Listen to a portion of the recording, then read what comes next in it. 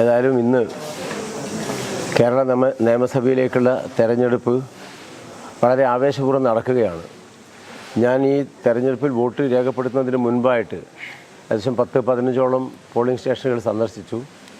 എല്ലാ സ്ഥലത്തും വളരെ നീണ്ട ക്യൂ ആണ്. ആ ക്യൂ സൂചിപ്പിക്കുന്നത് പ്രത്യേകിച്ച് കഴിഞ്ഞ കാലങ്ങളിലൊക്കെ തന്നെ മന്ദഗതിയിലുണ്ടായ സ്ഥലങ്ങളിൽ പോലും വളരെ നല്ല ആവേശവും പ്രതികരണവുമാണ്.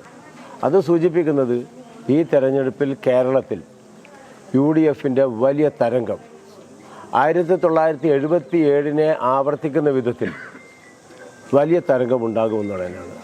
ഈ തെരഞ്ഞെടുപ്പ് കഴിഞ്ഞ 10 വർഷക്കാലത്തെ ദുർഭരണത്തിൻ്റെ അന്ത്യം കുറിക്കാൻ വേണ്ടിയിട്ട് കേരളത്തിലെ ജനങ്ങൾ ഒറ്റക്കെട്ടായി തീരുമാനമെടുത്തു എന്നതിൻ്റെ തെളിവാണ്. ഏതായാലും മെയ് 4 വരെ കാത്തു നിൽക്കണം എന്നുള്ളൊരു ആശങ്കയാണ് പലരും പങ്കുവച്ചത്. അന്നത്തെ ദിവസം കേരളം ഞെട്ടുന്ന ഒരു നല്ല തെരഞ്ഞെടുപ്പ് വിധി ഉണ്ടാവും എന്നതാണ് സൂചിപ്പിക്കാറുള്ളത്.